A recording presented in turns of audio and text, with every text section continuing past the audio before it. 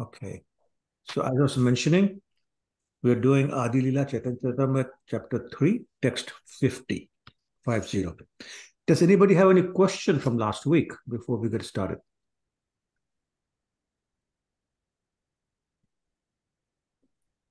Okay, the next question is, does everyone have, hold on, I just have to send a link to somebody. Just hold on, please.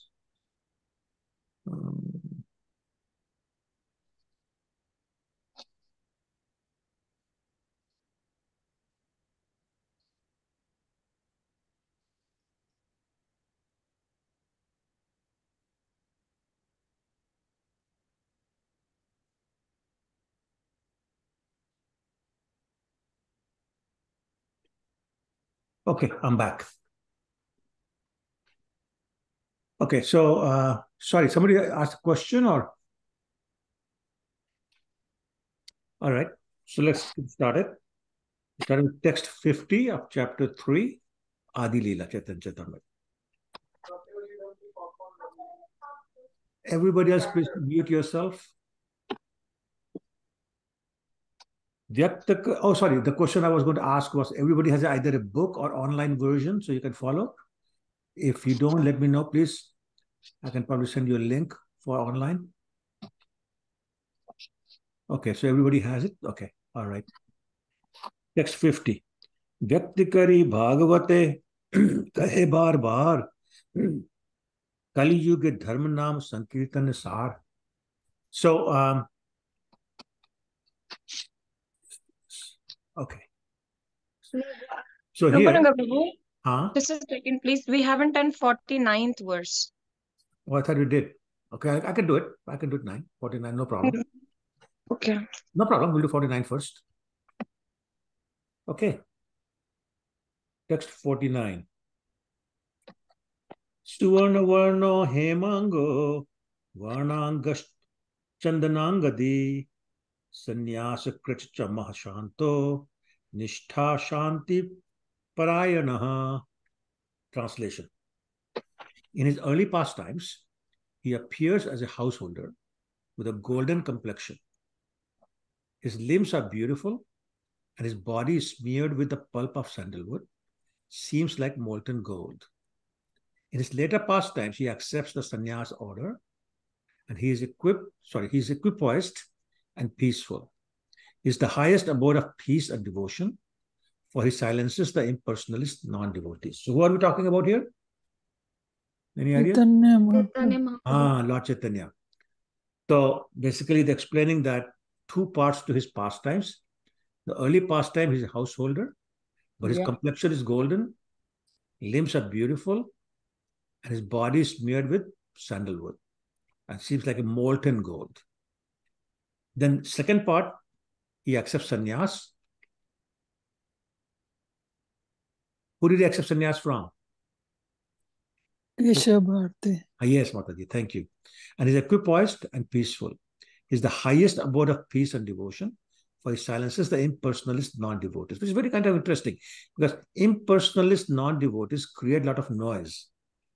And I found that atheists and impersonalists, they talk about God so much. It's kind of funny because atheists don't believe in God, but they talk about God all the time. And impersonalists also, they always try to prove God has no form. So they start with, you say God has form, but God has no form. They go like that. So basically the point is they create a lot of disturbance. And Lord Chaitanya silenced them all, and hence creating peace. Purport. Who wants to read the first paragraph purport, please? I will read, Prabhuji. Okay, Charitamrita, go ahead. This is a verse from Mahabharat, Dana Dharma Vishnu Sahasra Nama Stotra. In his commentary on Vishnu Sahasranam, called the Namarth Sudha Bidha, Srila Baladev Vidya Bhushan, commenting upon this verse, asserts that Lord Chaitanya is the Supreme Personality of Godhead according to the evidence of Upanishads. He explains that Shuvarna Varnaha means a golden complexion. He also quotes the Vedic injunction Yada Pashyate Rukma Varanamam Kartaram Isham Purushamam Brahma Yonim. Rukma Varananam Kartaram Isham refers to the Supreme Personality of Godhead as having a complexion, the color of molten gold. Purusham means the Supreme Lord, and Brahma Yonim indicates he is also the Supreme Brahman.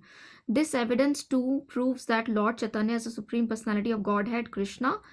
Another meaning of the Chaitanya, another meaning of the description of the Lord as having a golden hue is that Lord Chaitanya's personality is as fascinating as gold is attractive. Srila Baladev Vidya Bhushan has explained that the Lord Varanga means exquisitely beautiful. Yes, thank you. So again, the point being made here by Srila Prabhupada is that Lord Chaitanya is Krishna. And he's quoting different acharyas like Sri Baldev Vidyabhushan, that indeed all the Upanishads are giving evidence that Lord Chaitanya is none other than Lord Krishna himself. And he's quoting from Mundak Upanishad 3.1.3. And he's basically saying this particular verse is explaining that Lord Chaitanya has got a molten gold color. And his Purusham Brahmayoni, meaning he's the Supreme Lord and he's a Supreme Brahman. Param Brahma Param Dham Pavittam Paramam Bhavan, like Arjun says in Bhagavad Gita, chapter 10, text 11. Sorry, text 12. And same thing being mentioned here. Okay. Another meaning of the description of the Lord as having gold hue is that Lord Chaitanya's personality is as fascinating as gold is attractive. So I don't know about us on the call, but to a lot of people, gold is very attractive, especially among the Indians. It is said that Indian families have more gold than all the gold combined rest of the world. So like they measure in tons, not in pounds or kilograms, the amount of gold, jewelry basically, with all the women in India. So obviously it's very, very attractive. Srila Baldev Vidyabhushan has explained that the word Varanga means exquisitely beautiful. So it's not just molten gold color. His whole body is exquisitely beautiful, very, very beautiful. Okay, any questions on that? Let's read the second paragraph then. Who wants to read the second paragraph? Yeah, I can read, Prabhu. Please, Sujata Mataji, go ahead. Okay. Lord Chaitanya accepted sannyasa, leaving aside his householder life to preach his mission. He has equanimity in different senses. First, he described the confidential truth of the personality of Godhead. And second, he satisfies everyone by knowledge and attachment to Krishna. He is peaceful because he renounces all topics not related to the service of Krishna. Srila Baladev Vidyabhushan has explained that the word Nishtha indicates his being rigidly fixed in the chanting the holy name of Sri Krishna. Lord Chaitanya subdued all disturbing opponents of devotional service, especially the monists who are actually averse to the personal feature of the Supreme Lord. Hare Right. Krishna. Thank you. So again, it's being described here that Lord Krishna is Lord Chaitanya is the Supreme Personality of Godhead. And it's a confidential truth because it's called Channa Avatar. Channa means hidden. So Lord Chaitanya never really declared he's God, but his devotees obviously knew that. So that's one point. And second point is that he satisfies everyone by the knowledge and attachment to Krishna. So what Lord Chaitanya knows about Krishna, obviously he's Krishna, he knows everything. So his knowledge of Krishna and his attachment to Krishna, because he's in the mood of Radha Rani. So both are super excellent and they become very attractive. Then he says because he's very peaceful, because he renounces all topics not related to service of Krishna. So if you know, every time we do Prajalpa means discussing topics not related to Krishna. Then we come home and something just doesn't feel good. There's no elation in the heart. But when we go someplace and do Krishna Katha, including Kirtan and all that, we come home, something feels good inside. You know, and you carry that to home. And that's what he's talking about here, that, when we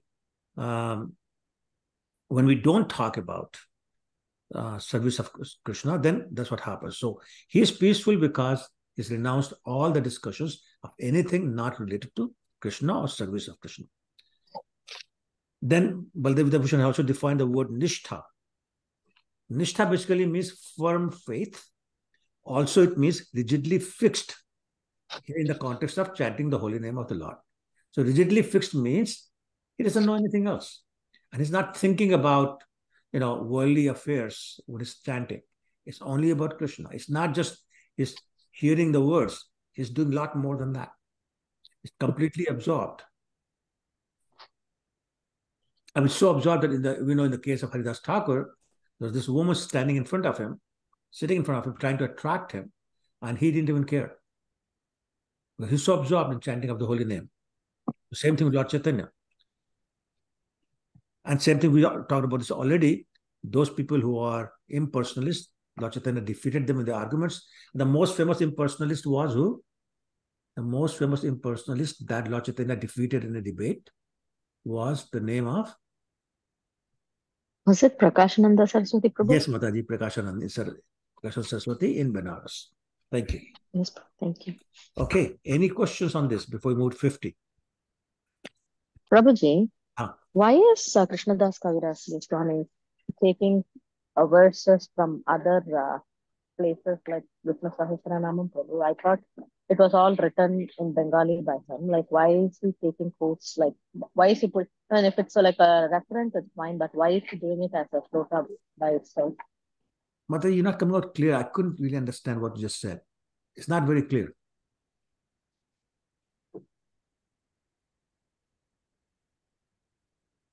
Sorry, Prabhu. It's okay. No, my husband was vacuuming. Sorry, Prabhu. Oh, that's okay. Yeah. No, I'm asking why Krishnadas Kaviraj Goswami is writing shlokas from other scriptures. I thought it was all supposed to be his own work in Bengali. Like, why is he taking from Vishnu Sahasranama and other places? That is such an excellent question, Mataji. Thank you for asking. It reminds me of the time when my Guru Maharaj, His Holiness Gopal Krishna Maharaj, told me that the first few times he met Srila Prabhupada in Montreal, his reaction was, what's wrong with this man? Like he's thinking about Srila Prabhupada. He never says, I think this, I think that. He's never talking about what he knows. He's always quoting other people. It took him a long time to realize that that is the right thing to do.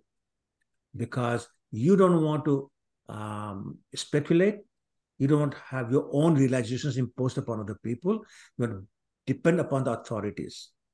So everything in Bengali that Srila Krishnadas Kaviraj has written, he heard from the mouth of Raghunath Das Goswami, who was quoting from the Karcha, the diary of Srila Swarup Damodar Goswami. Whatever he heard from him, or whatever he saw in the diary, he was quoting that. So that's Raghunath Das Goswami. So Krishnadas Kaviraj Goswami is only writing that, but to support all that, he's giving other authentic sources, which are considered authentic, like Srimad Bhagavatam, like Vishnu Sahasranam, like Mahabharata, like other scriptures, Upanishads, for example. So just to give authenticity to whatever he's saying. So he's not making anything up. Otherwise, he'll be in the area of, I think so.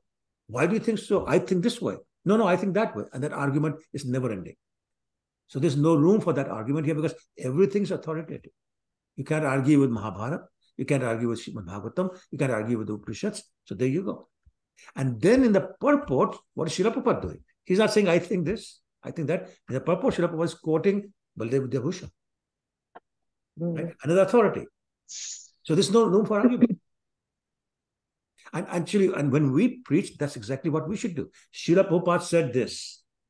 Baldev Bhushan said this. Lord Chaitanya said this. Chaitanya Charitamrita says this. Bhagavad Gita says this. Verse number, chapter number, everything. Then there's no room for argument. Okay. And that is the proper way to do it.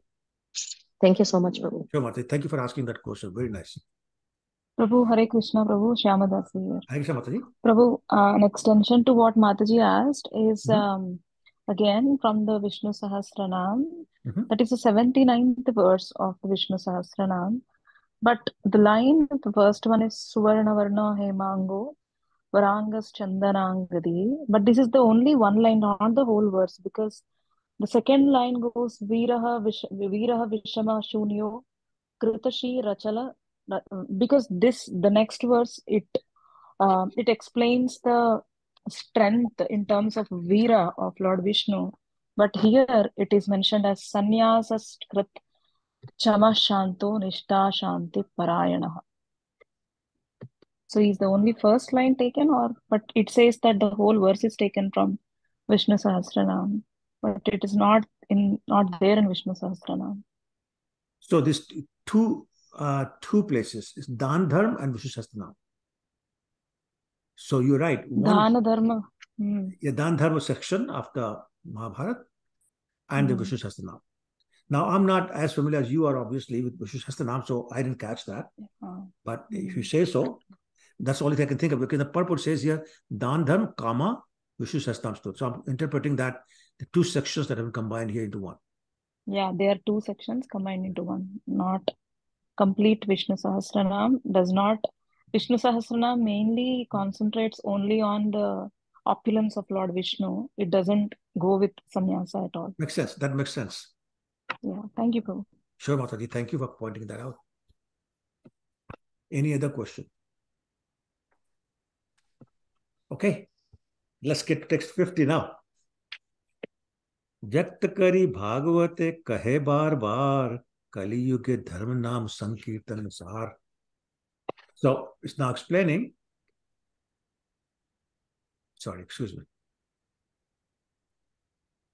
In Srimad Bhagavatam, it is repeatedly and clearly said that the essence of religion in the age of Kali is the chanting of the holy name of Krishna. As a matter of fact, the very last verse of Srimad Bhagavatam, which is Canto 12, Chapter 13, Text 23, says very beautifully, Nam Sangita Namayasya Sarva Papa Pranashanam Pranamo Dukashamanastam Namami Harim Param. I offer my respectful obeisances unto the Supreme Lord Hari, the congregational chanting of whose name destroys all sinful reactions.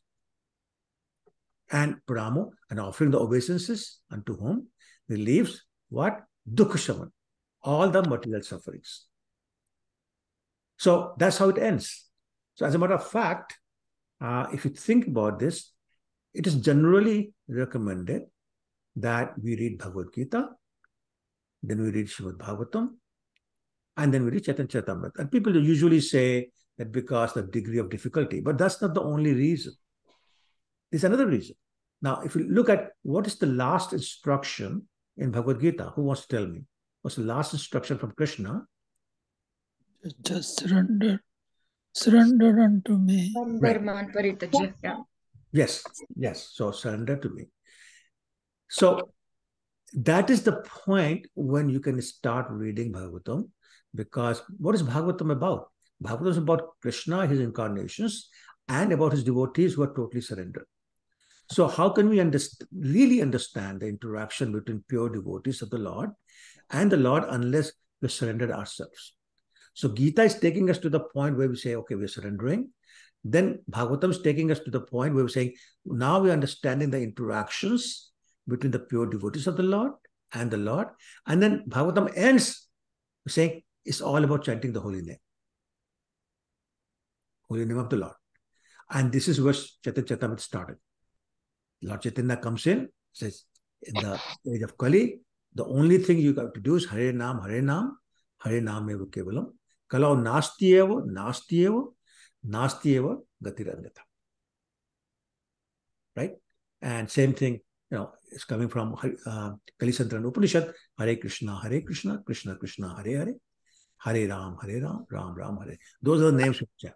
So it's a sequence in which it's going to, so we can understand this better. So that's what she's saying here also. Srimati Bhagavatam repeatedly talks about that and ends with not instruction, but basically our submission that is all about chanting the holy names of the Lord. And that's how I offer my humble obeisances or respectful obeisances to the Lord. Any questions on that? Prabhuji, one question. Go We were ahead. just talking about that he defeated in arguments Prakash Nanda Saraswati ji, but haven't we heard about? I don't remember the name. That he was very good in literature and poems, and he defeated him in arguments. Sorry, say again. Who defeated whom? Lord Chaitanya Mahaprabhu. Yes. Um, when there was a when they were on the streets with Harinam. What was that? Wasn't there some other person whom he defeated in arguments, or was is it Prakash Nanda Sorry, Saraswati? who defeated whom? Lord Chaitanya in arguments about surrendering to Lord Krishna, that Krishna is Supreme Personality of Godhead. Okay. Keshav Kashmiri. Keshav Kashmiri, yes. No, hold on. Let's not get confused here. At that time, Lord Chaitanya was not even a devotee. He was 11 years old teacher. He was teaching grammar and logic.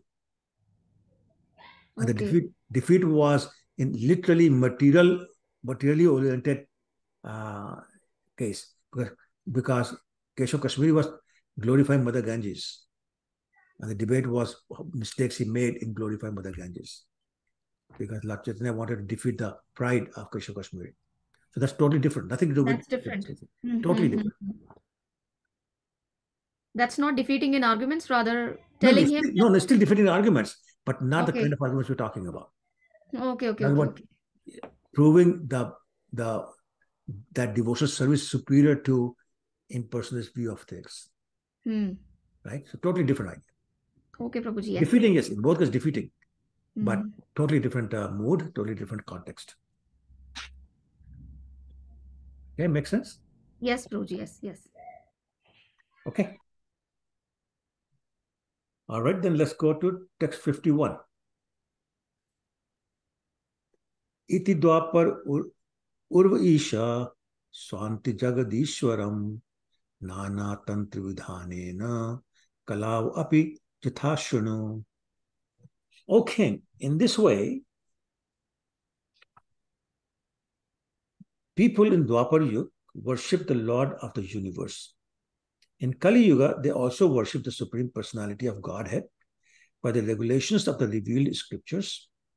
Kindly now hear of that from me. This again, Srimad Bhagavatam, Canto 11, chapter 5, text 31.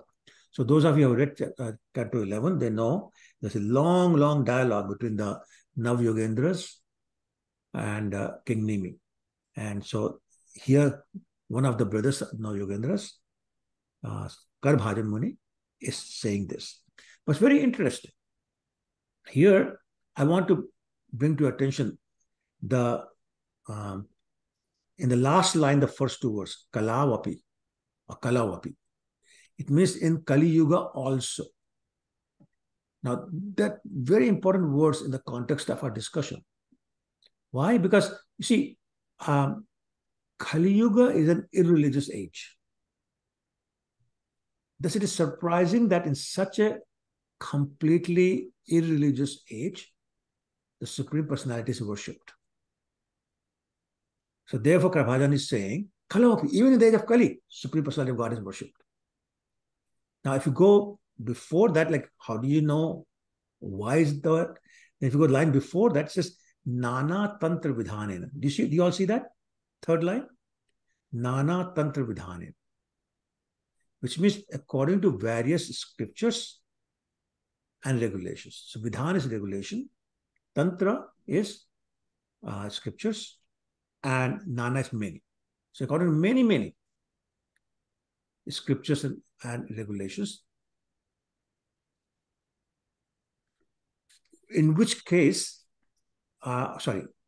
because in the age of Kali, the incarnation of the Lord, which is Lord Chaitanya, does not directly declare himself to be the Supreme Personality of Godhead, but rather is detected and worshipped by expert devotees in accordance to the revealed scriptures.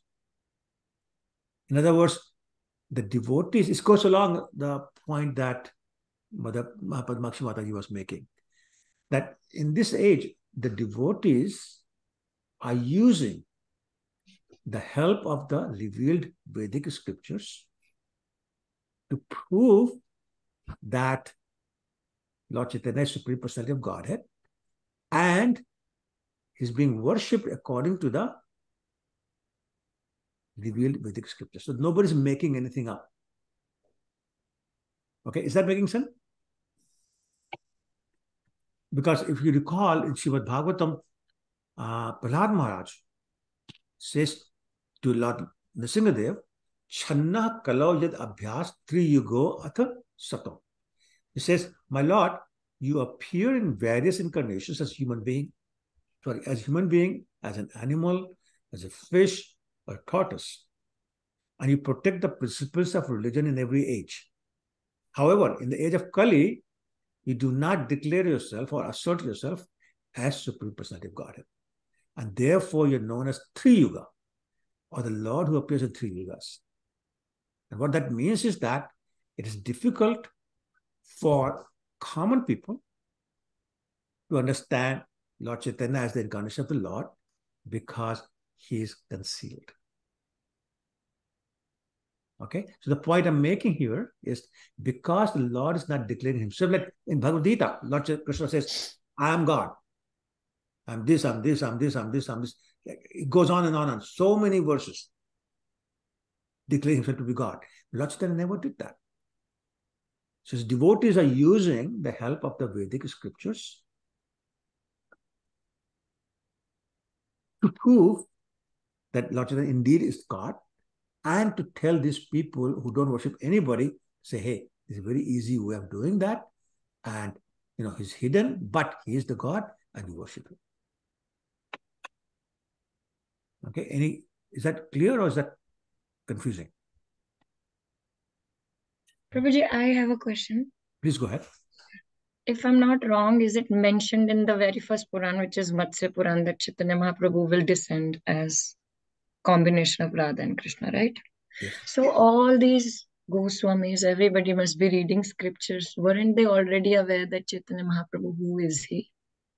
The Goswamis were, but they How want to about convince us. To convince us, they have to give this. Because why should I believe you? Why should I believe you, Mr. Goswami? Who are you? So he says, no, I'm nobody. I'm a nobody. But here's the proof in the scriptures. So Matsya Puran, Kurma Puran, Adi Puran, Vishnu Puran, Vishnu Sahasranam, Mahabharat, Bhagavatam. Okay, which one do you want to believe? There's proof in everyone. Makes sense. I have a document that has about something like 100 verses proving that Lord Chaitanya is the Supreme Personality of Godhead, non-different from Krishna. So you read that, okay? It is the strangest thing, Prabhuji. Still, I think once you start in, this con setup, out of that, like people hardly know this. And people don't believe it, even if you say he's the Kali Yuga Avatar. It's like, पता नहीं अपने आप वो बोलते कृष्ण एक नए भगवान जी आप लोगों ने बना दिए. Yeah, दूसरों को बोलते हो. That's right. I mean, half of them don't believe Krishna is God. So, and certainly they won't believe. True. So that's why you have to give authentic proof. And that's what's happening. So, प्रभु जी वो अपने प्रेम मंदिर वाले जो प्रभु जी हैं जो थे, I believe, क्या नाम उनका? कृपालु महाराज. हाँ, वो भी तो उन्हीं का ही रूप मानते हैं, उनकी कांग्रीगेशन, कि ये चैतन्य महाप्रभु के ही आगे हुए हैं. Well, so Prabhupada always said, don't argue, ask for scriptural evidence. Tell them, where is it? Don't argue. Because they'll be again me against you and then fist fight and all those kind of things. No use. Just show me proof, Prabhu, I'll believe you. Show me proof. Like Srila Prabhupada never said, I'm God. He said, are you kidding? I'm servant of God. Somebody said, no, but Guru is as good as God because Vishwanath Chakravarti said that. He said, no, think about this. If that's true, then all of you who become Guru will become God. Well, that's not happening. Right? Babuji, I have one question. Huh? This is a continuity of Nana Mataji. Like we says, outside ISKCON, people don't know about Mahaprabhu. Even me too. Until unless I came to ISKCON, I was not aware about Chaitanya Mahaprabhu. So, and we say that Chaitanya Mahaprabhu is too much merciful. Mercy comes from him only. So, why it is hidden? Why it is not open to all? He is merciful. So, why it is only like few people know about him? Krishna, everyone knows about Krishna. Everyone knows about Ram. But this avatar is most merciful, but it is hidden. Why? Well, so that's the purpose of chapter 3 and chapter 4 of Adi Lila Chaitanya Charitamrita. It talks about the reasons for Lord Chaitanya's appearance.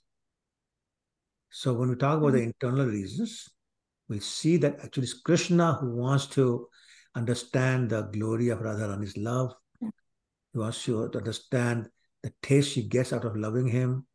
He wants to understand the taste she gets from his sweetness. So it's in that mood he's come, and ultimately to establish A, the value of the Braj Prem, B, how do you do Prem like the Brajvasis did.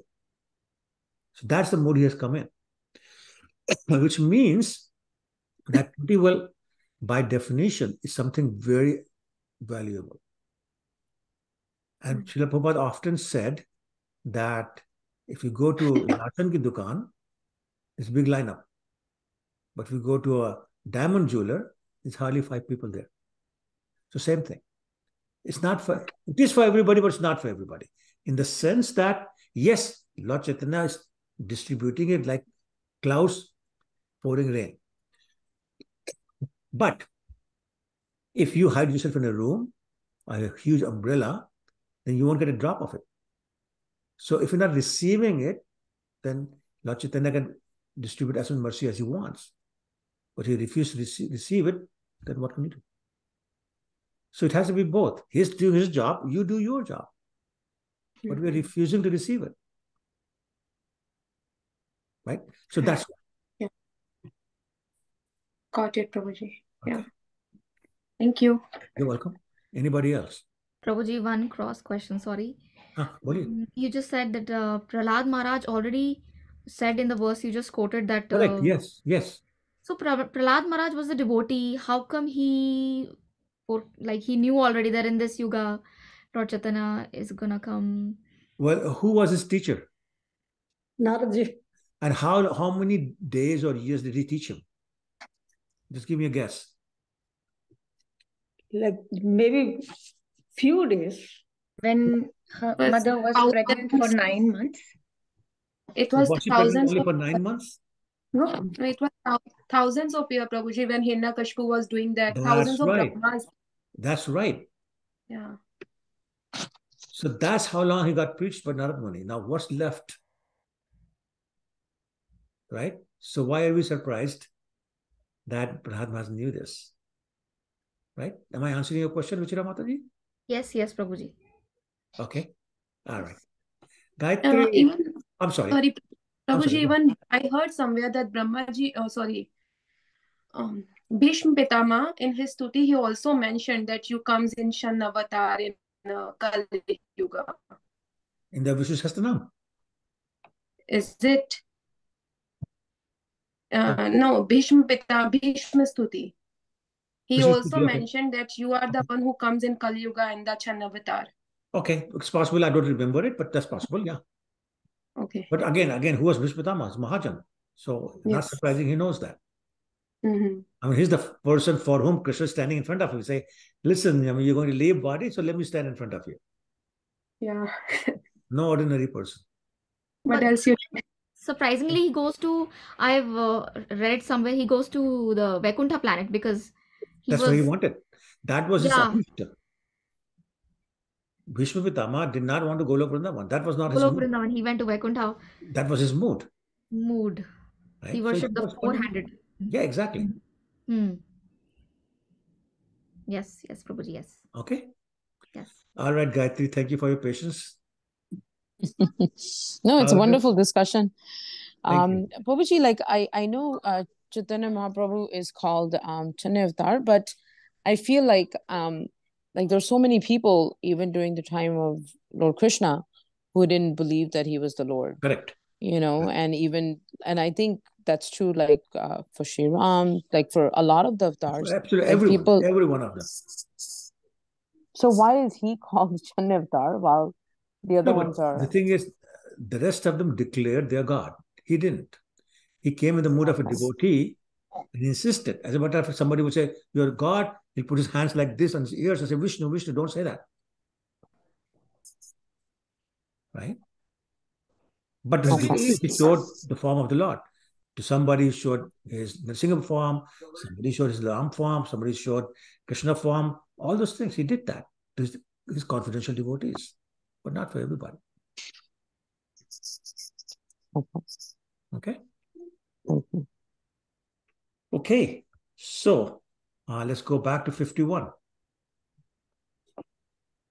Another point I wanted to make in the context of Nana Tantra Vidhanan, which means according to many scriptures, because it's very important, I would say that there's also another scripture called Pancharatras, which elaborately describe the devotional processes, chanting the name of the Lord, deity worship. As a matter of fact, we follow Nardi Pancharatra in ISKCON. That's the process we follow for deity worship. And in that book also, it talks about the importance of the Vaishnava scriptures in the age of Kali.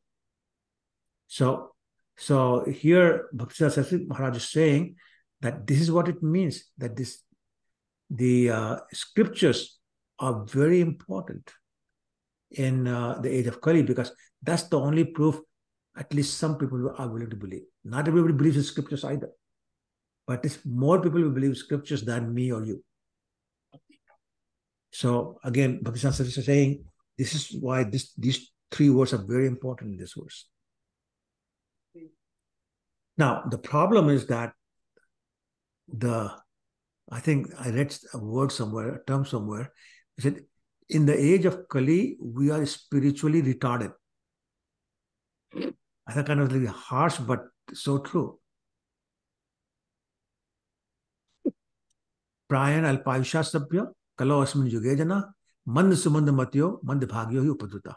We create disturbance, we are lazy, we are dumb-witted, and here is saying we're spiritually retarded. So it's very difficult for us to understand simple things. And therefore, the yagyas are out, meditation for thousands of years out, deity worship is also very difficult. So therefore, just chant the holy name. Okay, that's Bhaktisiddhanta Saraswati Maharaj saying that. Okay, any questions on that? Okay, next verse is again from Srimad Bhagavatam. Krishna Varnam Tusha Krishnam Sangopangaste Parshadam Yagyai Sankirtanai Prayer Yantihi Sumedishaha. Translation. In the age of Kali, intelligent, mark the word intelligent, persons perform congregational chanting to worship the incarnation of Godhead, who constantly sings the name of Krishna. Krishna Varnam. Although his complexion is not blackish, Tisha Akrishna. He is Krishna himself. He is accompanied by his associates, servants, weapons, and confidential companions. That's a Sangopang Parshadam. So let's see the purport and we'll discuss in more detail. Would you like to read the first paragraph? I can read, Prabhu. Please go ahead. This text is from Srimad Bhagavatam 11.5.32. Srila Jiva Goswami has explained this verse in his commentary on the Bhagavatam, known as Krama Sandarbha, wherein he says that Lord Krishna also appears with a golden complexion. That golden Lord Krishna is Lord Chaitanya, who is worshipped by intelligent men in this age. That is confirmed in Srimad Bhagavatam by Garga Muni, who said that although the child Krishna was blackish, he also appears in three other colors, red, white, and yellow. He exhibited his white and red complexions in the Satya and Treta ages, respectively. He did not exhibit the remaining color yellow, gold, until he appeared as Lord Chaitanya, who is also known as Gaurahari. Yeah, thank you. So here, the purport, a very famous verse is being quoted, which is Canto 10, chapter 8, text 13, which is Asan Varnas Trayohi Asya Granato Anujugam Tanu Shuklo Raktas Tathapita Idanim Krishnatam Gataha. It says that this boy has appeared he appears in every age. In the past, he's already appeared in white color, red color, and yellow color. Already appeared. This time he's appeared in the blackish color, which is very interesting. It says it's already appeared. Now, how do we explain that? Any thoughts? Because we know Lord Chaitanya appeared 4,500 years after Lord Krishna did. But Garg is saying, no, before. So how do you explain that? He is eternal. For us, in Eternal, this material world, okay, he appeared now, but otherwise, of course, he must have descended before. Prabhuji, one more question. What was the white avatara? Who was the white avatara? I was afraid you'll ask. His name is Hari. That name is Hari. Like Hari is general word also. But that particular incarnation's name was Hari. Now, I don't know any pastimes, but I know he appeared. So we're talking about Hari, then we're talking about Varahadev in the red. Varahadev is, Varahadev also appeared in white color. That is also correct, but that's not what's referring to here. Oh. Okay. So who are these? So we're talking about white Hari and who's the red one? Again, I don't remember the name. I think it's called Yajna Purush, but I don't know any pastimes. So let's go back to the question. You answered it partly at some other time. Raghav, go ahead. I think Chaitanya Mahaprabhu appears 2 times in the day of Brahma. I think. Oh, I didn't know that. I don't know. I heard it from you at some time. No, you couldn't have heard from me. No way. Okay, then I'm sorry. No. So every time Krishna appears, Lord Chaitanya appears. So how often does Lord Krishna appear? 1 time in a day of Brahma. Okay. Once in a day of Brahma. This Brahma, how old is he? This 100 years. Now no, it is. How old is he? I'm not talking about his age limit. 51. 51, exactly. So 51 multiplied by 365 days. That's Brahma's age in days. Everybody agree? Yes. Yeah? So whatever that number is, that's how many times Krishna has appeared in this Brahma's time. Everybody agrees? Yes, that means Krishna, Lord Chaitanya has appeared that many times as well. So in the previous day of Brahma, Lord Chaitanya also appeared, which is before Krishna's appearance this time. And that's what he's talking about. Because when he says every yuga, he appears in different colors. This time is Krishna. But every time Krishna appears himself, Lord Chaitanya appears. Because the same mood, same reasons.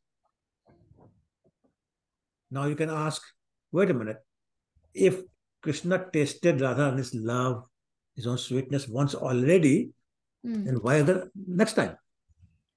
Why every day? He already tasted it once. It's not that he doesn't remember. So why is he doing it again? Any thoughts on that? Isn't it like exponential? I'm sorry. Her power is like exponential. Explain it's ever expanding and it's ever changing. Absolutely. So by the time he goes back, it has to expand so much. I got to come back and test it again. And every time it happens. So every time it's new. There's more. So it's not testing. It's not puna Charitamrita. Not testing the same thing again and again. Every time he comes in, something new. Okay? Does that make sense? Okay. Let's do the second paragraph there. Who would like to read that? I can read, Prabhuji. Oh, please go ahead, Keshav Sevka. Sri Jiva Goswami explained that Krishna Varnam means Sri Krishna Chaitanya, Krishna Varna, and Krishna Chaitanya are equivalent. the name Krishna appears with both Lord Krishna and Lord Chaitanya Krishna. Lord Shri Chaitanya Mahaprabhu is the Supreme Personality of Godhead, but he always engages in describing Krishna and thus enjoys transcendental bliss by chanting and remembering his name and form. Lord Krishna himself appears as Lord Chaitanya to preach the highest gospel. Right. So once again, Jiva Goswami is saying there's no difference between Lord Chaitanya and Lord Krishna. And the term Krishna Varnam refers to one who's always chanting the name of the Lord Krishna, and that is Lord Chaitanya. Now, it's very interesting because he's not just chanting. When he's chanting, then the form, the qualities, the dham is all appearing in front of Krishna, in front of Lord Chaitanya, which is the effect of pure chanting. That's what Lord Chaitanya is doing. So Krishna is associating with Krishna when Lord Chaitanya is chanting. Okay, does that make sense? Yeah, that makes sense. Okay, all right. Sorry, so is he associating with Krishna as Radha? In the mood of Radha. It's still Krishna. Okay. So it's not Radha Rani. Lord Chaitanya is not Radha Rani. Lord Chaitanya is Krishna. But he has the mood of Radha Rani. Okay, that should be very clear. Lord Chaitanya is not Radha Rani. Lord Chaitanya is Krishna. But the mood is Radha Rani. Okay. Okay? Making sense Yes. Yes. now? Okay. Okay, why don't you read the third paragraph then? I can read, Prabhuji. Go ahead. Lord Chaitanya always chants the holy name of Krishna and describes it also. And because he is Krishna himself, whoever meets him with will automatically chant the holy name of Krishna and later describe it to others. He injects one with transcendental Krishna consciousness, which merge the chanter in transcendental bliss. In all respects, therefore, he appears before everyone as Krishna, either by personality or by sound. Simply by seeing Lord Chaitanya, one at once remembers Lord Krishna. One may therefore accept him as Vishnu Tat. In other words, Lord Chaitanya is Lord Krishna himself. Right. So again, it's proving the same point that Lord Chaitanya, this Jiva Goswami doing this, is Lord Krishna. And it's kind of interesting that it's described in, anybody read Chaitanya Bhagavatam? Okay, so in that book and in the sections in the Madhya Lila, so I'm sorry, Ante Lila of Chaitanya Charitamrita, that Lord Chaitanya will pass through different villages and he will meet a few people from that village. He'll make them Krishna conscious and they'll go to their village and make everybody else Krishna conscious by chanting the holy name. And they'll meet the neighboring village and they'll make everybody Krishna conscious. And that's how, as he was passing through for 6 years to different parts of South India, just making the whole part of that part of India into Krishna consciousness. And everybody was chanting holy name of Lord Krishna. Okay, next paragraph. Hare Krishna, Prabhuji. Hare Krishna, go ahead. Sangopangastra Prasadam further indicates that Lord Chaitanya is Lord Krishna. His body is always decorated with ornaments of sandalwood and with sandal paste. By his super excellent beauty, he subdues all the people of the age. In other descents, the Lord sometimes used weapons to defeat the demoniac, but in this age, the Lord subdues them with his all-attractive figure as Chaitanya Mahaprabhu. Srila Jiva Goswami explains that his beauty is his astra or weapon to subdue the demons. Because he is all attractive, it is to be understood that all the demigods lived with him as his companions. His acts were uncommon and his associates wonderful. When he propagated the Sankirtana movement, he attracted many great scholars and acharyas, especially in Bengal and Orissa. Lord Chaitanya is always accompanied by his best associates like Lord Nityanand, Advaita, Gadadhar, and Srivasa. Yeah, thank you. So let's break down this term, Sango Pangasta Parshadam. So first is Sa Anga. Sa means with. With. Okay. Anga is the part of your body. Yeah. Okay. Upanga is certain limbs. Astra is a weapon.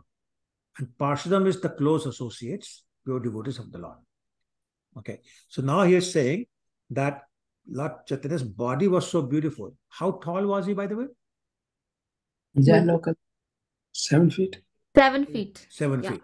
How long were his arms? Long down to the knees. Up to the knees. Correct. They would touch the knees. That's the knees. So that's very attractive right there. And then imagine thin waist, broad shoulders, beautiful hair, before he took sannyas, just unbelievable, beautiful personality. So people automatically get attracted. So when somebody as attractive as that says something, people tend to believe. And then he would have ornaments and sandal paste, all that just made it super excellent beauty for people to observe. And they basically got so taken by the beauty of Chaitanya, they would listen to him and do whatever he wants. Then he says here that sometimes in other incarnations, Lord Krishna appears and uses weapons to kill the demons. The Sudarshan Chakra or the bow and arrows or whatever. But Lord Chaitanya never used a single weapon. Only one time he tried to use it and he was stopped by Lord Nityananda. Right? When was that? Correct. That was the only time. Other than that, he just used his, appearance, his personality, his logic to defeat the people. So anyway, so it says here, Jiva Goswami is saying his beauty is the astra or weapon to subdue the demons. And when he propagated Sankirtan movement, he attracted many great scholars and acharyas. So who are some of the great scholars that he attracted? Any names come to mind? Yes, Prabhu, absolutely. Absolutely. Who else? Ramananda Rai, Prabhu. Ramananda Rai, absolutely. Right? So many people like that. Okay. And Bengal and Orissa. And also, of course, who are the 4 people who are always accompanying him is Parshads? They are Nityananda. Yes. So that's Sangopagast Parshadam is appearing with them. Okay, let's go to the next verse. Next paragraph. Don't worry.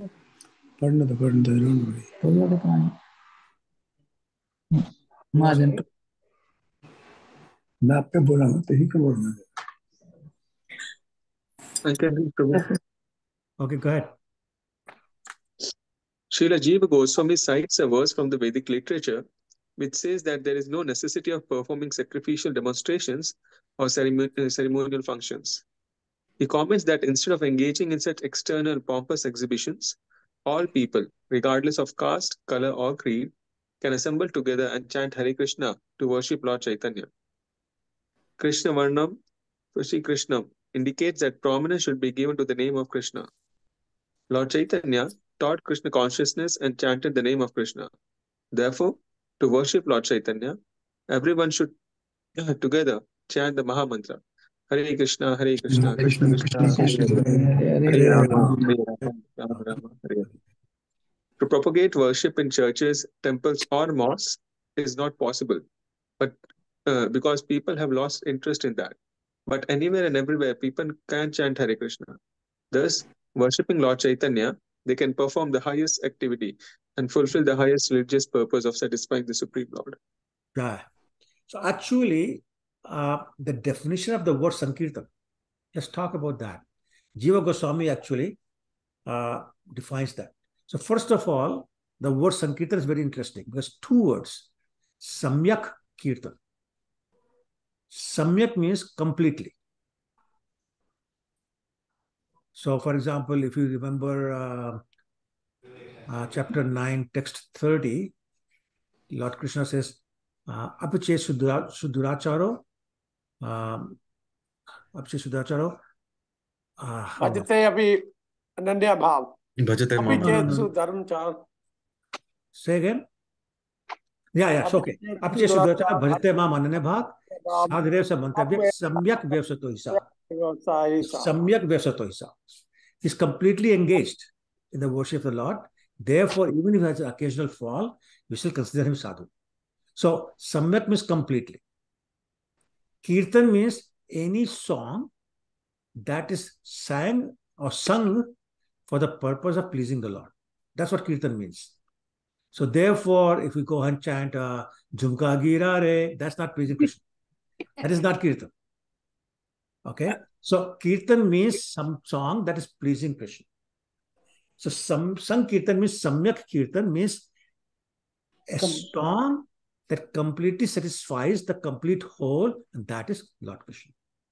So that's one. Congregational chanting is a little bit different. Further elaboration, maybe I should say.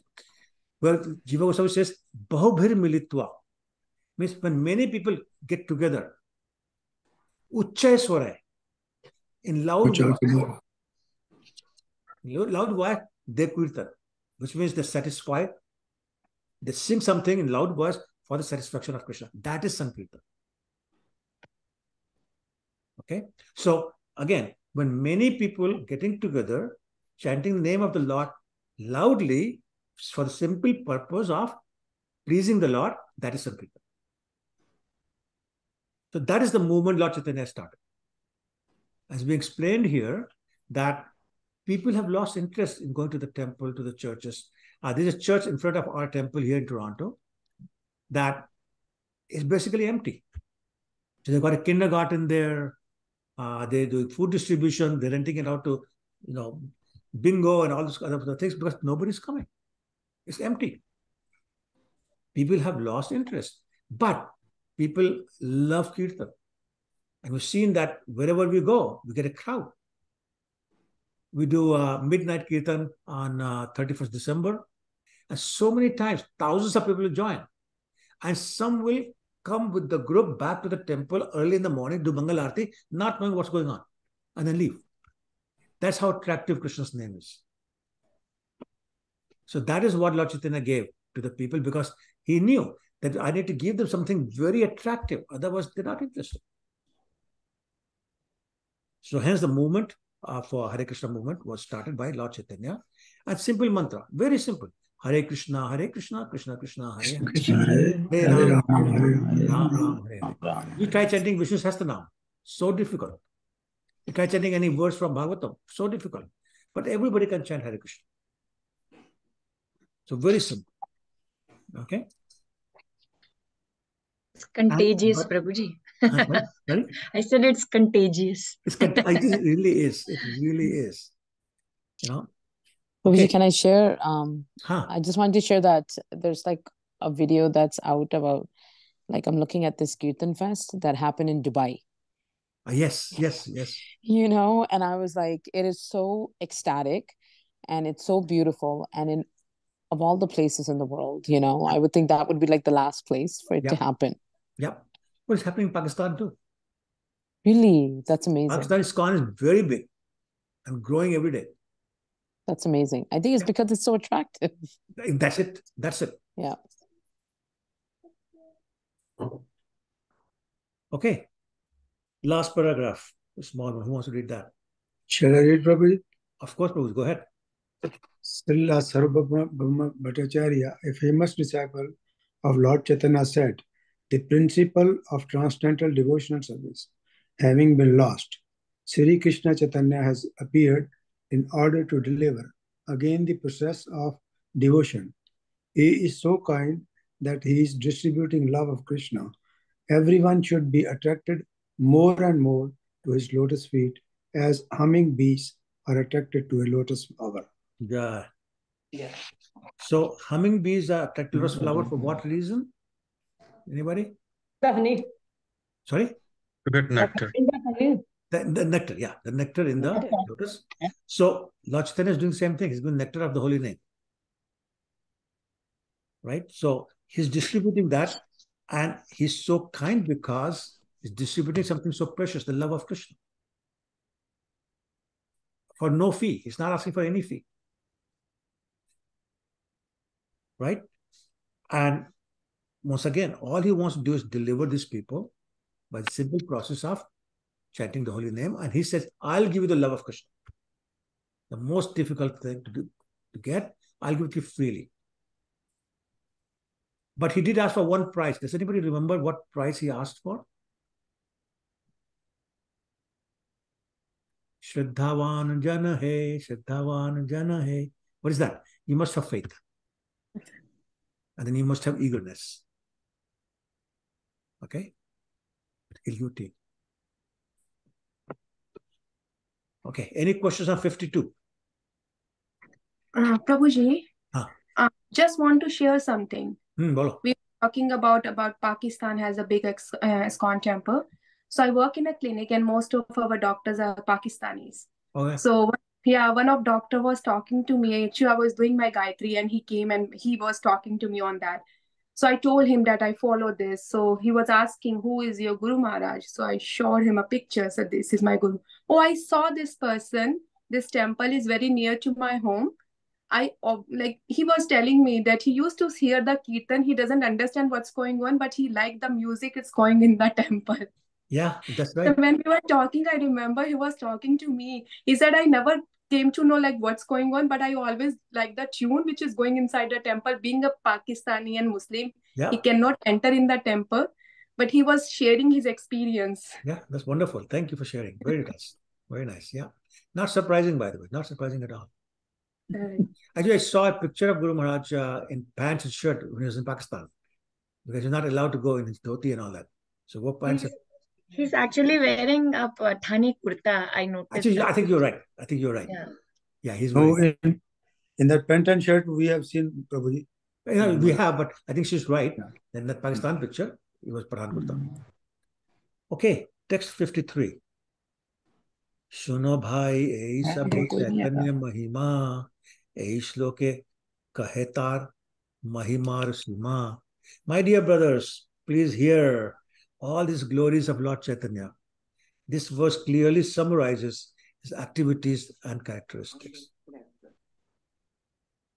54. Krishna ए दुई वर्ण सदाचार सुखे मुखे अथवा कृष्ण के तिहो वर्णे निज सुखे. The two syllables Krishna are always in his mouth, or he constantly describes Krishna with great pleasure. So Krishna is constantly chanting the name of Krishna. Krishna varna shabder arth duit praman. Krishna binu tar mukhe nahi ai se aan. These are two meanings of the word Krishna varna. Indeed, nothing else but Krishna issues from his mouth. So Krishna varna means the color of Krishna or always chanting the name of Krishna. Okay, so again, further explanation. 56. Kehu tare bole yadi Krishna varan ar visheshen tar kare nivaran. If someone tries to describe him as being of blackish complexion, the next adjective, Tisha Akrishnam, immediately restricts him. So, being made very clear, is Krishna Varnam in the sense of he's chanting the name of Krishna, not that his color is Krishna, because next two words, Tisha Akrishnam, contradicts that. So therefore, Krishna Varnam here means one who's chanting the name of the Lord, not one whose color is Krishna. Because says here, his color is not Krishna, not blackish. Are you with me? Everybody with me? Okay, 57. Deh kante hoete ho akrishna varan, akrishna varane kahe pita varan. His complexion is certainly not blackish. Indeed, his not being blackish indicates that his complexion is yellow. Okay, let's do 58. Kaloyam vidvasaha isput mabhiyajante duti bharat akrishnangam krishnam makha vidibhir utkirtanmayai upasyam cha prabhuryam upasyam cha prahuryam akhil chatur hashram jusham Sadevas Chaitanya Kritir Atitaram Nah Kripyatu. Translation. By performing the sacrifice of congregational chanting of the holy name, learned scholars in the age of Kali worship Lord Krishna. who is now non-blackish because of the great upsurge of the feelings of Srimati Radha Rani. He is the only worshipable deity for the Paramhansas who attained the highest stage of the fourth order sannyas. May that Supreme Personality of Godhead, Lord Chaitanya, show us his great causeless mercy.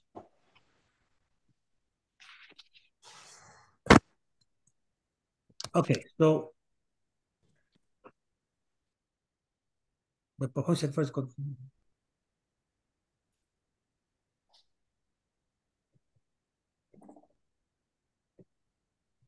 There's something missing in the translation. Anyway, so basically saying that the learned scholars accept him as the Lord in the complexion of Radharani as opposed to the complexion of Krishna himself, and all the Paramahamsas, which means the greatly elevated souls, they worship him as Supreme Personality of Godhead, Lord Chaitanya. 59.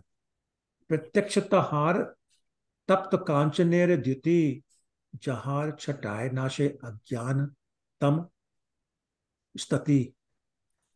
Translation. One can vividly see his glowing complexion of molten gold, which dispels the darkness of ignorance. 60. If there's any question, ask me, because they are very simple, so I'm just continuing. Jiver kalmashatamo nashkari vare ang upang nam nana astadhare. So you see what's going on. Different words of that verse we read, Krishnamornam to Shah Krishnam, are being explained in more detail in these different verses. But we still refer to the old verse. Remember that? What was the number? Text 52. So all these verses explaining the details of text 52.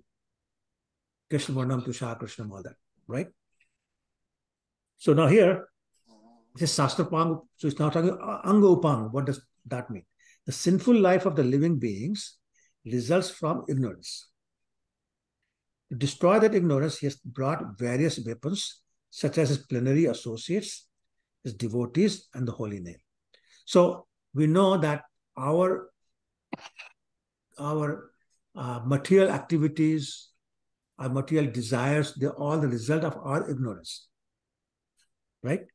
But how do you destroy that ignorance? So Lord Chaitanya says, in the age of Kali, I'm going to destroy that by bringing my weapons. What are those weapons? My associates, Lord Nityanand, Lord Advaitacharya, etc., his devotees, so many of them, and the holy name itself. Those are his weapons. Remember, he did not use any other weapon as we discussed before. No bow, no arrow, nothing. Bhakti virodhi karma dharma va adharma tahar kalmashnam tai mahatama.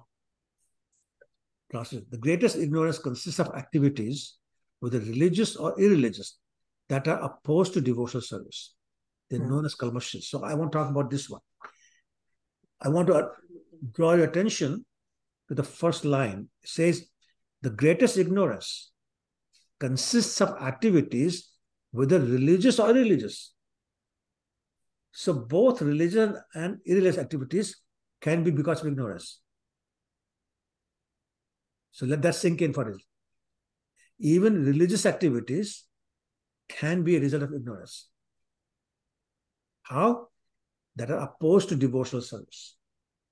So let's take an example of performing fire sacrifice for the demigods with the purpose of becoming a demigod myself.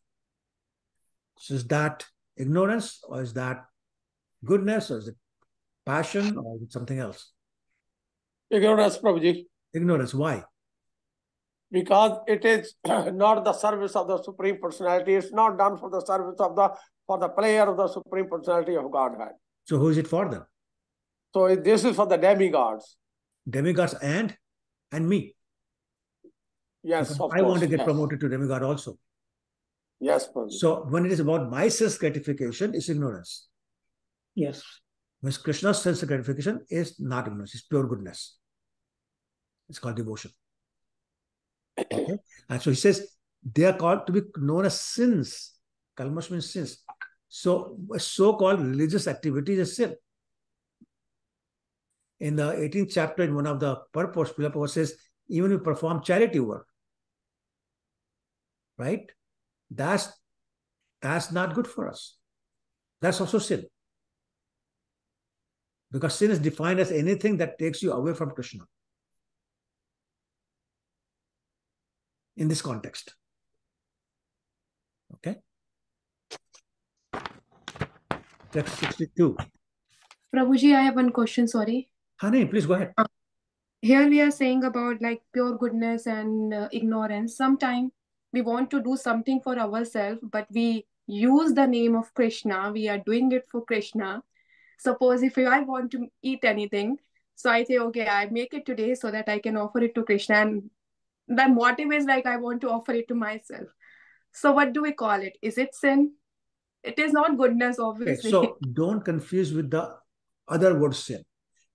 In this context here, where the definition is anything that's done not for the satisfaction of Krishna is sin. In that context. Otherwise, the definition of sin is anything that's in contradiction to the injunctions of the scriptures.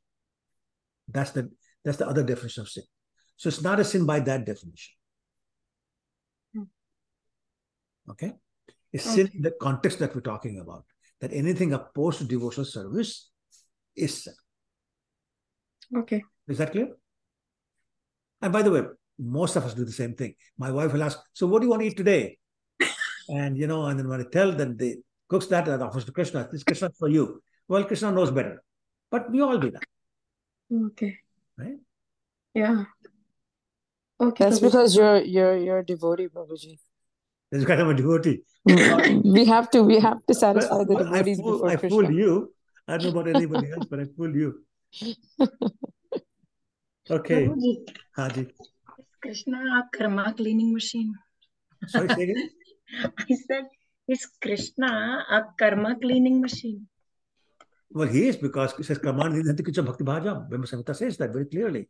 When you do devotional service, Krishna destroys all our karmas. Yeah, he is. He's cleaning machine. Absolutely. You're right. Better cleaning than any dishwasher you can buy. It's a super machine. Super machine, that's right. Prabhuji, I have a question. Bolo. There's so much suffering going on, and people will tell you about their suffering, but they're not like Krishna conscious, right? And you explain to them in simple terms like karma, you've done things in your previous life, and that karma is coming through. So one of the questions that was posed to me today is like what do you do about that karma? So I was saying you can do things spiritually, but like how do you answer that question from a Krishna conscious perspective for a person who's not Krishna conscious, who's not even Hindu, who's like a completely different, they're like African or something. Fortunately, Hare Krishna Mahamantra and Krishna himself is for everybody. Krishna is not limited to Hindus, not limited to Vaishnavas, everybody, even the non-human entities. So anybody who can chant or hear, like the trees can hear, insects can hear Hare Krishna Mahamantra, they'll be delivered. That was the question that Lord Chaitanya asked Haridas Thakur. He said, I'm worried. He said, okay, fine, I'm chanting, I'm making other people chant, but what about other entities? Animals, insects, trees. And Haridas Thakur said, my Lord, don't worry. When they hear the loud chanting of the devotees, they get delivered. Yep. And that's why it is said, chant loudly. So you benefit the other living entities living in your house or in your neighborhood.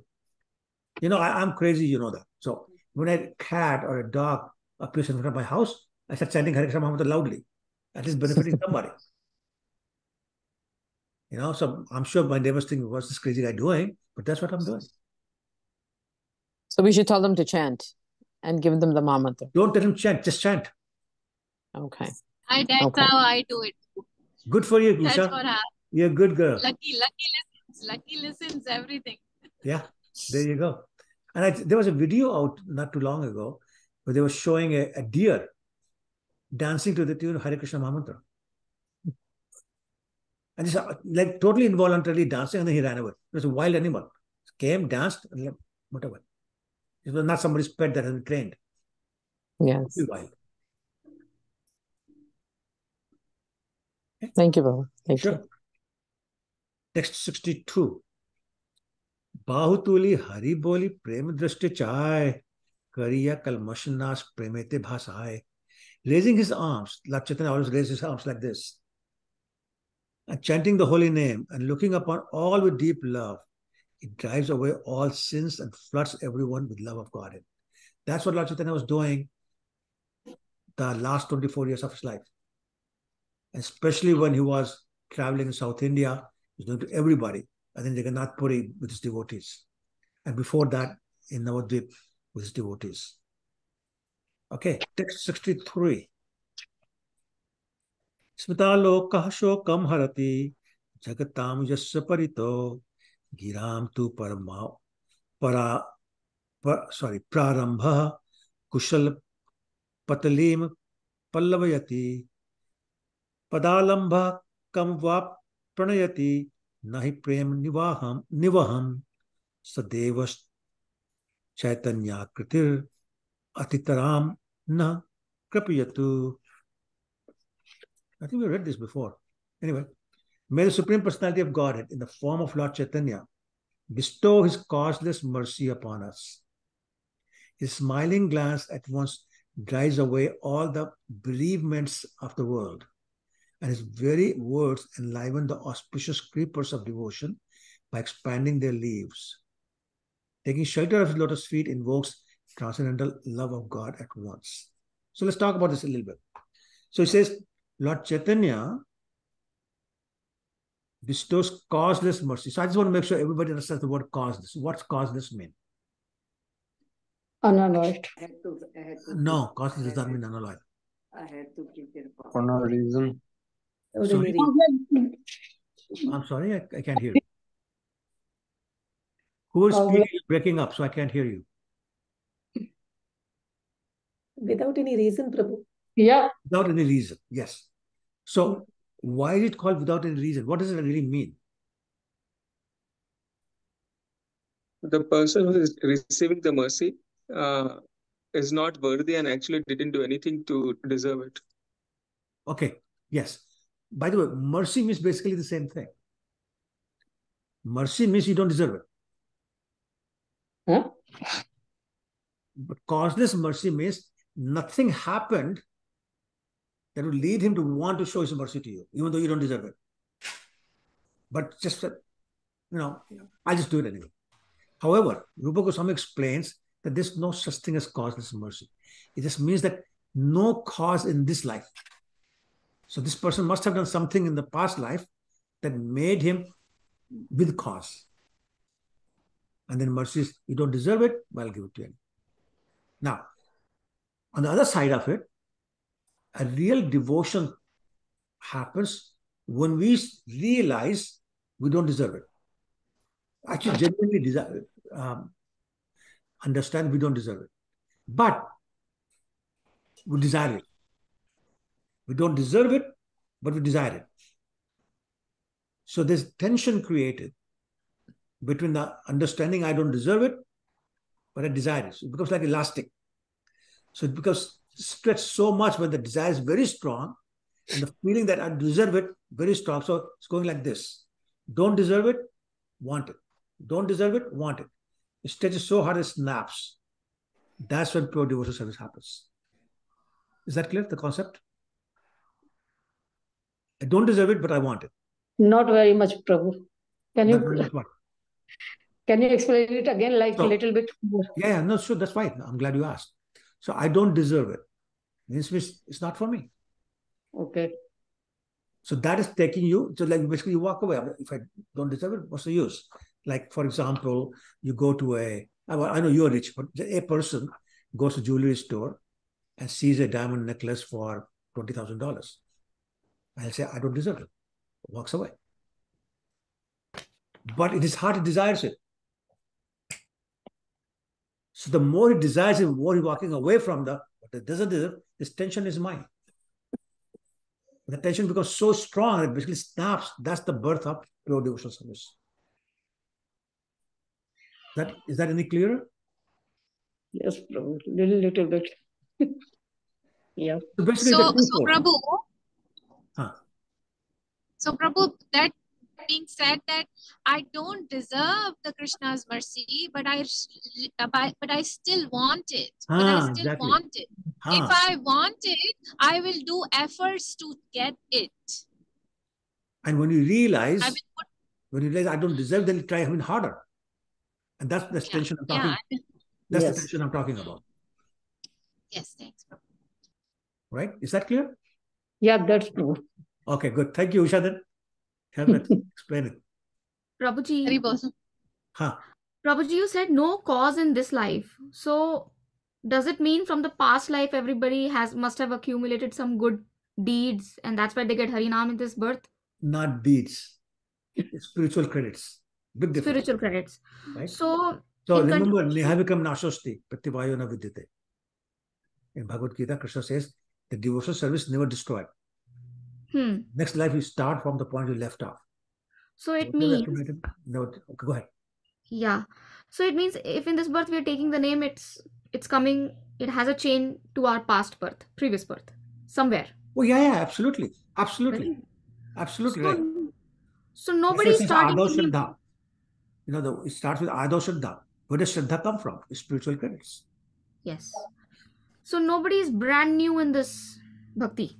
Does it mean that? Well, nobody is brand new, period. Who's brand new? You tell me. Like nobody's starting from the scratch. That's what I mean. Nobody's starting. And that's what I mean too. Nobody's starting from scratch in anything. We are Nitya Baddhas. There never was time we didn't exist. So whenever, million lifetimes ago, we accumulated something. 3 million lifetimes ago, we accumulated something. Whatever, it doesn't matter. It stays. Spiritual credits stay, they don't go away. Bhakti stays, doesn't go away.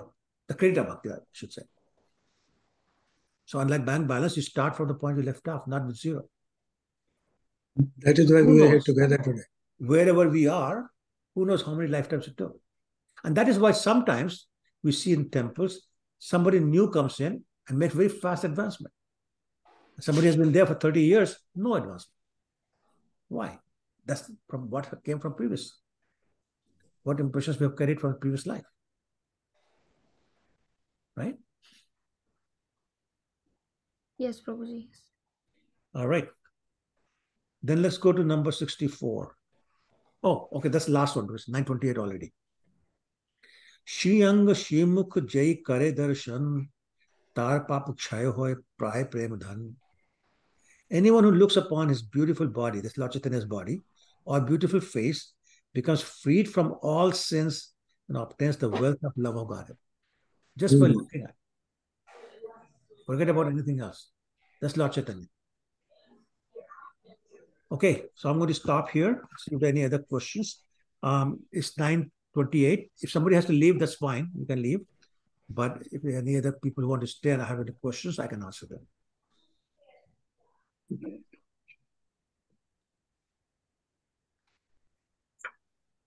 Okay. If there are no questions, that's fine too. So Vansha Kalpatarubhyascha Kripasindhubhyevacha Vajitanam Thank you all. Thank you, Prabhu. Thank you so much. Hare Krishna. Thank you everyone. Thank you, Prabhuji. Hare Krishna. Manitipta, you were there. I'll see you. Hanji. Hare Krishna. Hare Krishna. Hare Krishna. Hare Krishna. किताब खत्म हो गई 4-5 साल